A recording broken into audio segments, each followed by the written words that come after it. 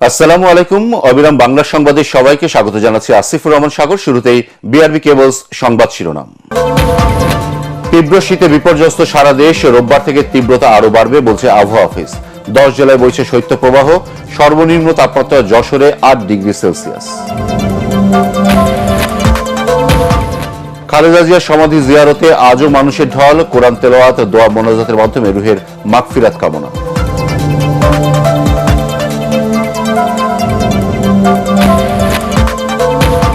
জয়শঙ্করের ঢাকা সফরকে রাজনৈতিক দৃষ্টিতে দেখার সুযোগ নেই পররাষ্ট্র উপদেষ্টা। খালেদা জিয়ার মৃত্যুতে দিল্লিতে শোক বইয়ে প্রতিরক্ষামন্ত্রী রাজনাথ সিং এর স্বাক্ষর। মেট্রো রেলে নিম্নমানে বিয়ারিং প্যাড বসানোর প্রমাণ পেয়েছে বুয়েটের তদন্ত দল। নকশাতেও ত্রুটি, চলাচল এখনই ঝুঁকিপূর্ণ ঘোষণা করছে না কর্তৃপক্ষ।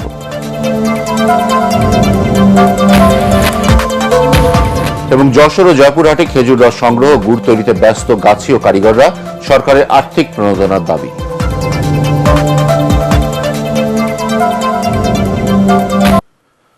শুনছিলেন বিআরবি কেবলসের সংবাদ শিরোনাম, এবার বিস্তারিত। সারা দেশেই বেড়েছে শীতের তীব্রতা, সেই সঙ্গে ঘন কুয়াশায় ঢেকে আছে দেশের অধিকাংশ অঞ্চল। গ্রামীণ জনপদ থেকে শুরু করে শহরের রাস্তাঘাটও সাদা কুয়াশার চাদরে ঢাকা। ঘন কুয়াশার কারণে দিনের বেলাতেও রাস্তায় হেডলাইট জ্বালিয়ে যানবাহন চলাচল করছে। আজ দেশের সর্বনিম্ন তাপমাত্রা রেকর্ড করা হয়েছে যশোরে 8 ডিগ্রি সেলসিয়াস, আর রাজধানীতে সর্বনিম্ন তাপমাত্রা 13.5 ডিগ্রি সেলসিয়াস। আবহাওয়া অফিস জানায় দেশের 10 জেলার উপর দিয়ে শৈত্যপ্রবাহ বয়ে যাচ্ছে। এগুলো হলো গোপালগঞ্জ, রাজশাহী, ঈশ্বরদী, পঞ্চগড়, কুড়িগ্রাম, কুষ্টিয়া, যশোর, চুয়াডাঙ্গা, সিলেট ও শ্রীমঙ্গল। আবহাওয়াবিদ ডক্টর আবুল কালাম মল্লিক জানান, রোববার থেকে দিন ও রাতের তাপমাত্রার পার্থক্য কমে গিয়ে সারা দেশেই শীতের তীব্রতা আরও বাড়বে। সেই সাথে দেশের বিভিন্ন অঞ্চলে নতুন করে শুরু হবে শৈত্যপ্রবাহ। এদিকে রাত 2:30 থেকে ঘন কুয়াশার কারণে দৌলতদিয়া, পাটুরিয়া ও আরিচা কাজিরহাট নৌরুতে বন্ধ রয়েছে ফেরি চলাচল। এতে নদীর দুপাড়ে অসংখ্য যানবাহন আটকা পড়েছে। এদিকে তীব্র শীতে সবচেয়ে বেশি বিপাকে পড়েছে দিনমজুর ও খেটে খাওয়া মানুষ। শীতজনিত রোগে আক্রান্ত হয়ে হাসপাতালে শিশু ও বয়স্ক রোগীর সংখ্যা প্রতিদিনই বাড়ছে।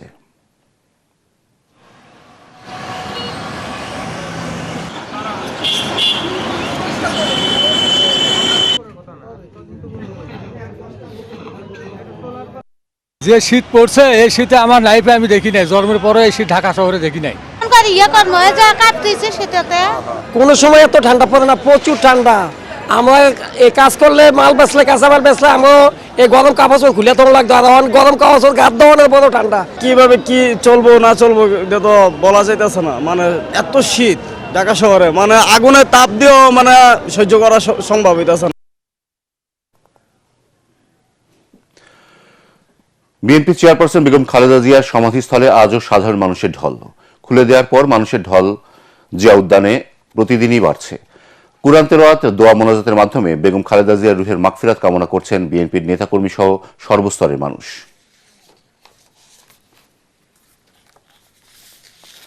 দর্শক, এই মুহূর্তে জিয়া উদ্যানে আছেন সহকর্মী মুশফিকুর রহমান। আমরা সরাসরি চলে যাচ্ছি তার কাছে।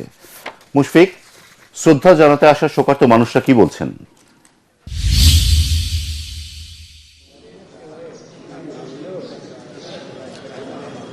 সাগর, সকাল থেকেই আছি শহীদ প্রেসিডেন্ট জিয়াউর রহমান এবং বেগম খালেদা জিয়ার সমাধিসৌধে। জিয়া উদ্যানের এই সমাধিসৌধে আসলে সকাল থেকে কিন্তু আসলে মানুষের ভিড়, বিশেষ করে ফজরের পর থেকে কিন্তু মানুষ আসলে আজকে আসা শুরু করেছে। কারণ গতকালকে একটা অনিশ্চয়তা ছিল আসলে জিয়ারতের জন্য আসলে কবে নাগাদ খুলে দেওয়া হবে সেই বিষয়টা নিয়ে।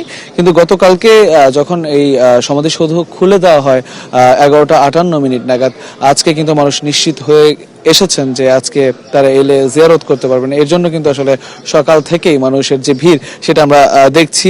তবে এই মুহূর্তে আসলে বিএনপির শীর্ষ কিছু নেতা কর্মী তাদের আসার কথা রয়েছে বিধায় সমাধি স্থলে কিন্তু আসলে যারা সর্বসাধারণ আছেন তাদেরকে কিছুটা প্রবেশ নিয়ন্ত্রণ করছে আইন শৃঙ্খলা রক্ষাকারী বাহিনী। তারা জিয়ারত করে বেরিয়ে যাওয়ার পর আবার কিন্তু সেই ব্যাপারটা আসলে স্বাভাবিক হয়ে আসবে, এমনটাই বলছেন আইন শৃঙ্খলা রক্ষাকারী বাহিনী। আজকে 90-এর যে গণঅভ্যুত্থান, 90-এর যে আন্দোলন, সেই 90-এর ডাকসু এবং সর্বদলীয় ছাত্র ঐক্যের উদ্যোগে আজকে কিন্তু বেগম খালেদা জিয়া এবং শহীদ প্রেসিডেন্ট জিয়াউর রহমানের কবরে আজকে পুষ্পস্তবক অর্পণ এবং দোয়া এবং ফাতিহা পাঠের আয়োজন করা হয়েছে। এবং আজকে কিন্তু আসলে জিয়া উদ্যানে শ্রদ্ধা নিবেদন করতে আসার কথা রয়েছে বিএনপি চেয়ারপারসনের উপদেষ্টা কাউন্সিলের সদস্য আমানুল্লাহ আমানের এবং নাটোরের রুহুল কুদ্দুস তালুকদার দুলু, তারও কিন্তু আসার কথা রয়েছে, যিনি সাবেক উপমন্ত্রী ছিলেন। এবং বিএনপির আরও শীর্ষ নেতারা কিন্তু আজকে বিএনপি চেয়ারপারসন বেগম খালেদা জিয়া এবং সাবেক রাষ্ট্রপতি জিয়াউর রহমান তার কবরে শ্রদ্ধা নিবেদন করতে আসবেন, এমনটাই আমরা জেনেছি। এবং বেলা 10:30 থেকে 11টার মধ্যে কিন্তু নেতাকর্মীরা চলে আসবেন। সেটাকে ঘিরে আসলে আইন শৃঙ্খলা রক্ষাকারী বাহিনীর যে তৎপরতা, সেটা কিন্তু আমরা সকাল থেকেই দেখছি। পুরো জিয়া উদ্যান ঘিরেই কিন্তু আসলে নিরাপত্তার চাদরে ঢেকে ফেলা হয়েছে এবং তাকে দাফন করার আগের দিন থেকে কিন্তু এই নিরাপত্তা ব্যবস্থা জোরদার করা হয়েছে। এবং এরই মধ্যে তার মাজার প্রাঙ্গণ, সেটাকে কিন্তু সুসজ্জিত করা হয়েছে।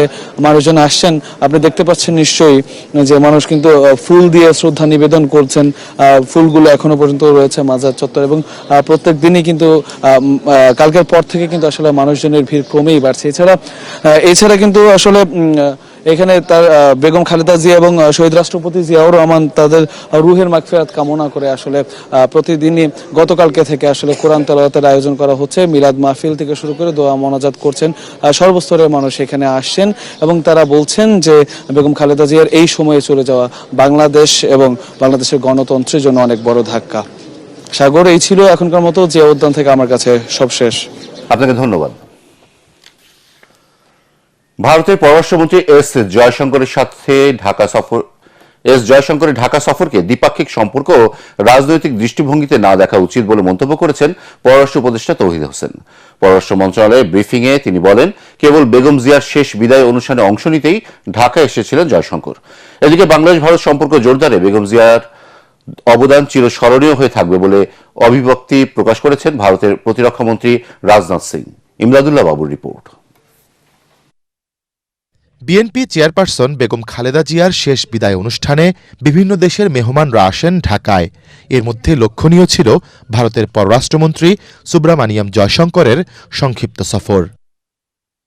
এমন সময় তিনি ঢাকায় আসেন যখন ভারত বাংলাদেশ সম্পর্কে চলছে চরম তিক্ততা।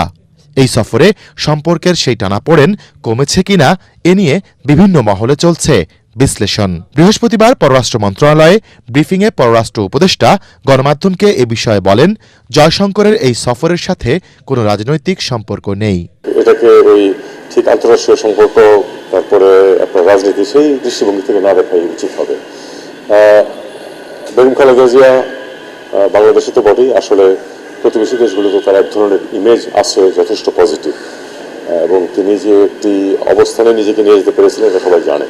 দেশের মানুষের মাঝে তার দলমত নির্বিশেষে এক ধরনের গ্রহণযোগ্যতা এবং শ্রদ্ধা সম্মান আছে, এটা অবশ্যই তারাও সবাই রিকগনাইজ করে। দুই দেশের মধ্যে সম্পর্কের টানাপোড়েন কমবে কিনা এমন প্রশ্নের উত্তরে তিনি বলেন, এর উত্তর খুঁজতে হবে ভবিষ্যতে। এটার উত্তর আপনাদেরকে আগামীতে খুঁজতে হবে, আগামী দিনগুলিতে আপনারা দেখবেন যে কিরকম। তার সাথে আমার যেটুকু কথাবার্তা হয়েছিল সেটাতে আসলে রাজনীতি ছিল না, একেবারে নিতান্ত এই অকেশন উপলক্ষে এবং অন্য সবার সামনেই, কাজে এখানে দ্বিপাক্ষিক বিষয় কোনো কিছু নিয়ে আমরা কথাবার্তা বলি। এদিকে 3 বারের সাবেক প্রধানমন্ত্রী ও বিএনপি চেয়ারপারসন বেগম খালেদা জিয়ার মৃত্যুতে দিল্লিতে বাংলাদেশ হাইকমিশনে খোলা শোক বইয়ে স্বাক্ষর করেন ভারতের প্রতিরক্ষা মন্ত্রী রাজনাথ সিং।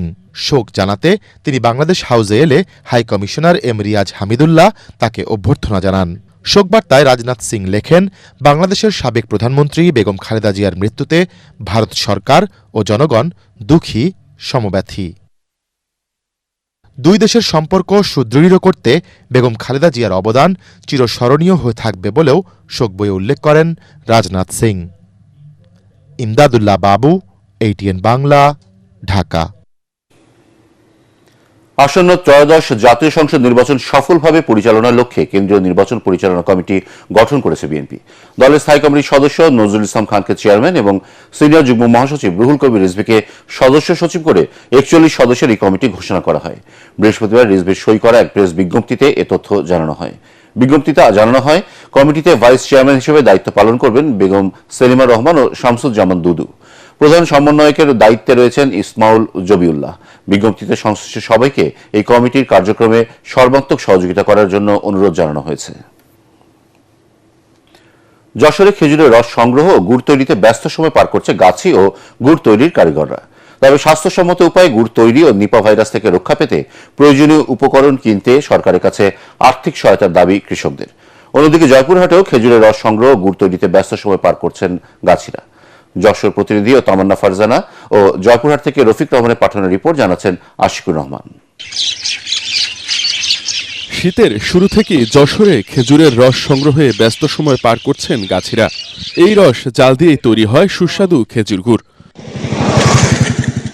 গত বছরের ফেব্রুয়ারিতে যশোরের খেজুরের গুড় সরকারের জিআই পণ্যের স্বীকৃতি পাওয়ায় এখানকার উৎপাদিত খেজুরের গুড়ের কদর যেমন বেড়েছে, তেমনি বাগান তৈরিতেও আগ্রহ দেখাচ্ছেন অনেক কৃষক। আমি অনেকদিন যাবত ধরে এই খেজুর গাছ কাটি, প্রত্যেক বছরে 80টা করে গাছ কাটি। গ্রামে গ্রামে এসে গাছ নিয়ে যে এক জায়গায় করে পুরো সক্ষম দেবে। গাছিদের উৎসাহিত করতে এরই মধ্যে প্রশিক্ষণ কর্মশালা, আধুনিক ও নিরাপদ পদ্ধতিতে রস সংগ্রহের কৌশল শেখানোর পাশাপাশি নানা উদ্যোগ নিয়েছে কৃষি সম্প্রসারণ অধিদপ্তর। নিরাপদ রস এবং গুড় উৎপাদনের জন্য তাদের মাঠ দিবস, উঠান বৈঠক ইত্যাদির মাধ্যমে পরামর্শ প্রদান করতেছি, যেন নিপা ভাইরাস মুক্ত রস এবং গুড় উৎপাদন করতে পারে। এদিকে জয়পুরহাটেও খেজুরের রস থেকে গুড় তৈরি করছেন গাছিরা, যা বিক্রি হচ্ছে জয়পুরহাট সহ আশপাশের বিভিন্ন জেলাতে। রাত 2টা 2:30 দিকে উঠেছি, ওঠার পর খেজুরের রস পাড়ি নিয়ে আসি আকাতে দিয়ে জাল করে 3 ঘন্টার মতন জাল করেছি। 3-4 ঘন্টা জাল করার পর এই আস্তে আস্তে এই গুড়টা তৈরি হয়েছে। এখান থেকে গুড় বিক্রি করি, মনে ঢাকায় দেই, তারপরে হলো জয়পুরহাট দেই। বাড়িতে আত্মীয় স্বজন আছে, খেজুরের গুড় পাওয়া যায়, টাটকা গুড় ভালো। বছরের প্রথম শীতে যদি রস না খাই তাহলে শীতের যে আমেজটা সেটা আমাদের মেলে না। এখানে অন্য জায়গার তুলনায় অরিজিনাল গুড় পাওয়া যায়, এই জন্য আমরা অন্য জায়গায় না যাই এখানে আসছে। তবে নিপা ভাইরাসের কারণে কাঁচা রস না খেয়ে ফুটিয়ে খাওয়ার পরামর্শ দিচ্ছে জেলা স্বাস্থ্য বিভাগ। কেউ যেন কাঁচা রস না খায়, এগুলো যেন ফুটিয়ে খাওয়া হয়। আমরা জানি খেজুরের রস যদি আমরা 100 ডিগ্রি সেন্টিগ্রেড তাপমাত্রায় 15 মিনিট ফুটিয়ে খাই তাহলে নিপা ভাইরাসটা মারা যায়। স্বাস্থ্যসম্মতভাবে খেজুরের রস সংগ্রহ ও গুড় তৈরিতে সরকারের আর্থিক প্রণোদনার দাবি জানিয়েছেন সংশ্লিষ্টরা। আশিকুর রহমান, এটিএন বাংলা। এখন দেখবেন সালাম স্টিল ভোটের গাড়ি। সালাম স্টিল ভোটের গাড়ি এখন আছে চট্টগ্রাম 9 আসনের চকবাজার অলিকা মসজিদ রোডে। সেখান থেকে জানাচ্ছেন আলী আসগর ইমন। সালাম স্টিল ভোটের গাড়ি নিয়ে আমি চলে এসেছি চট্টগ্রামে, আর আমি এখন দাঁড়িয়ে আছি চট্টগ্রামের চকবাজার অলিকা মসজিদ মোড় এরিয়াতে। এটি চট্টগ্রাম 9 আসনের অন্তর্ভুক্ত। এখানকার মোট ভোটার 4,16,000-এর কিছু বেশি। চলুন স্থানীয় মানুষের সাথে কথা বলে শুনি কেমন চলছে নির্বাচনী আয়োজন। জনগণের নিরাপত্তা চাই, আইন চাই, সুবিচার চাই। দেশ ভালোভাবে চলুক, আমরাও শান্তিভাবে চলতে চাই, এইটাই যাতে কোনো গন্ডগোল না হয়। নির্বাচন, সুস্থ নির্বাচন চাই। এখানকার মানুষের দুটি প্রত্যাশা, সাধারণ নির্বাচন যেন সুষ্ঠু নিরপেক্ষ হয় এবং নতুন সরকার যেন দেশ ও মানুষের কথা ভাবে। সালাম স্টিল ভোটের গাড়ি নিয়ে আছি চট্টগ্রাম 9 আসনে। যে কোনো মুহূর্তে পৌঁছে যাব আপনার এরিয়ায়, আমাদের সাথে থাকুন। এদিকে সালাম স্টিল ভোটের গাড়ি এখন আছে গাজীপুরে। সেখান থেকে সবশেষ জানাচ্ছেন সহকর্মী মজারুল ইসলাম মাসুম। আমি রয়েছি এখন জেলা রিটার্নিং অফিসারের কার্যালয়ের সামনে। আমি গাজীপুর 2 আসনে আমরা দেখেছি যে সর্বাধিক সংখ্যক প্রার্থী এখানে মনোনয়নপত্র জমা দিয়েছেন। গাজীপুর 2 আসনে মনোনয়নপত্র জমা দিয়েছেন 18 জন প্রার্থী। এই আসনে মোট ভোটার সংখ্যা প্রায় 8 লাখ। এই 8 লাখ ভোটার তাদের ভোটাধিকার প্রয়োগ করবেন। এছাড়া পুরো জেলাতে ভোটার সংখ্যা রয়েছে 27,38,000। এই 5টি আসনে 27,38,000 ভোটার এই 13শ জাতীয় সংসদ নির্বাচন তাদের ভোটাধিকার প্রয়োগ করবেন। এই ছিল আমার কাছে গাজীপুর 5 আসনের 13শ জাতীয় সংসদ নির্বাচনে যারা প্রার্থী হয়েছেন, মনোনয়নপত্র জমা দিয়েছেন, বাছাইয়ের আগ পর্যন্ত তার সর্বশেষ খবর। 13শ জাতীয় সংসদ নির্বাচনে গাজীপুরে 5টি আসনে বিএনপি, জামায়াত, এনসিপি, স্বতন্ত্র এবং ইসলামী দলগুলো সহ 53 জন প্রার্থী মনোনয়নপত্র দাখিল করেছেন। এর মধ্যে সর্বাধিক সংখ্যক গাজীপুর 2-এ 18 জন প্রার্থী মনোনয়নপত্র জমা দিয়েছেন। এই আসনে ভোটার সংখ্যা সবচেয়ে বেশি, এখানে প্রায় 8 লাখ ভোটার। এবার নির্বাচনে গাজীপুরে 5টি আসনে মোট 27,38,000 ভোটার তাদের ভোটাধিকার প্রয়োগ করবেন। এদিকে নির্বাচনের মনোনয়নপত্র বাছাইয়ে কুড়িগ্রাম 2 আসনে জাতীয় পার্টির প্রার্থী ও সাবেক সংসদ সদস্য পনির উদ্দিন আহমেদ এবং বাংলাদেশ জাতীয় পার্টির প্রার্থী আতিকুর রহমানের মনোনয়নপত্র অবৈধ ঘোষণা করা হয়েছে। বৃহস্পতিবার সন্ধ্যায় কুড়িগ্রাম জেলা রিটার্নিং অফিসারের কার্যালয়ের নিয়ন্ত্রণ কক্ষে দায়িত্বে থাকা সহকারী কমিশনার আবু বকর সিদ্দিক বিষয়টি নিশ্চিত করেন। অন্যদিকে জাতীয় সংসদ নির্বাচনে মনোনয়নপত্র যাচাই বাছাইয়ের প্রথম দিনে আজ রংপুর 1 আসনে দাখিলকৃত 9 জনের মনোনয়নপত্রের মধ্যে জাতীয় পার্টির মনোনীত প্রার্থী ব্যারিস্টার মঞ্জুম আলীর প্রার্থীর মনোনয়নপত্র বাতিল ঘোষিত হয়েছে। আসনটিতে প্রতিদ্বন্দ্বিতাকারী বাকি 8 জনের প্রার্থিতা বৈধ ঘোষণা করা হয়। রংপুরের জেলা প্রশাসক ও রিটার্নিং অফিসার মোহাম্মদ এনামুল আহসান মনোনয়নপত্রটি বাতিল ঘোষণা করেন। এবার সন্ধানী লাইফ ইন্স্যুরেন্স আন্তর্জাতিক সংবাদ।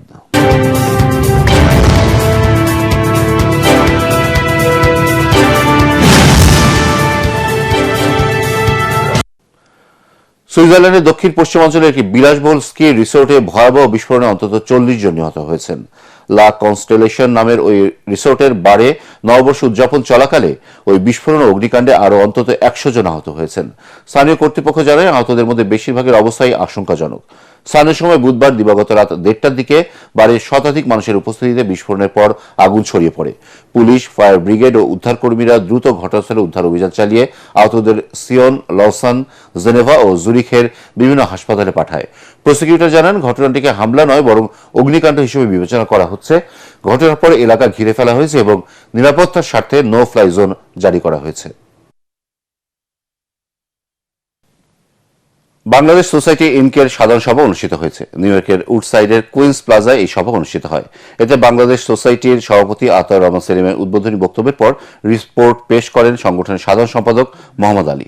কোষাধ্যক্ষের বার্ষিক আয় ব্যয় রিপোর্ট পেশ করেন মফিজুল ইসলাম ভূঁইয়া। পরে আলোচনায় অংশ নেন সাধারণ সদস্যরা।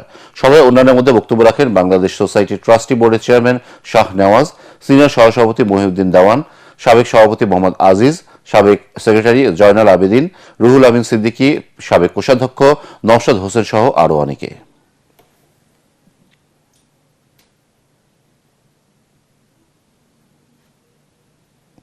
এবার খেলার খবর।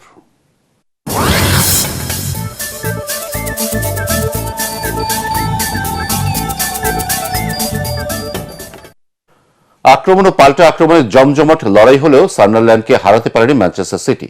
তাতে নতুন বছর প্রথম দিনেই থেমে গেল ম্যানচেস্টার সিটির জয়রথ। গত রাতে সান্ডারল্যান্ডের মাঠে ইংলিশ প্রিমিয়ার লিগে 2 দলের ম্যাচটি গোলশূন্য ড্র হয়েছে। এতে সব প্রতিযোগিতা মিলিয়ে টানা 8 জয়ের পর পয়েন্ট হারালো সিটিজেনরা। লিগ টেবিলে আর্সেনালের সঙ্গে ব্যবধান 2 পয়েন্ট নামিয়ে আনার সুযোগও হারালো পেপ গার্দিওলার দল। সব মিলিয়ে চলতি মৌসুমে নিজেদের মাঠে টানা 10 ম্যাচে অপরাজিত রইল সান্ডারল্যান্ড। 19 ম্যাচে 41 পয়েন্ট নিয়ে লিগ টেবিলে 2 আছে সিটি, আর সমান ম্যাচে 29 পয়েন্ট নিয়ে 7 নম্বরে আছে সান্ডারল্যান্ড। শেষ করার আগে বিআরবি কেবলস সংবাদ শিরোনাম আরো একবার। তীব্র শীতে বিপর্যস্ত সারা দেশ, রোববার থেকে তীব্রতা আরো বাড়বে বলছে আবহাওয়া অফিস। 10 জেলায় বইছে শৈত্যপ্রবাহ, সর্বনিম্ন তাপমাত্রা যশোরে 8 ডিগ্রি সেলসিয়াস। খালেদা জিয়ার সমাধি জিয়ারতে আজও মানুষের ঢল, কোরআন তেলাওয়াত, দোয়া মোনাজাতের মাধ্যমে রুহের মাগফিরাত কামনা।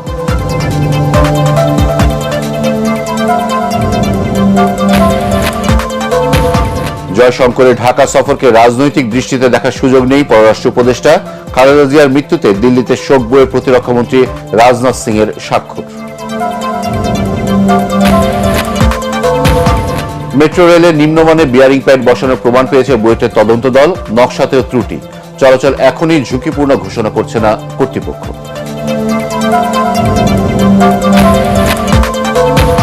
এবং যশোর ও জয়পুরহাটে খেজুর রস সংগ্রহ, গুড় তৈরিতে ব্যস্ত গাছি ও কারিগররা, সরকারের আর্থিক প্রণোদনার দাবি।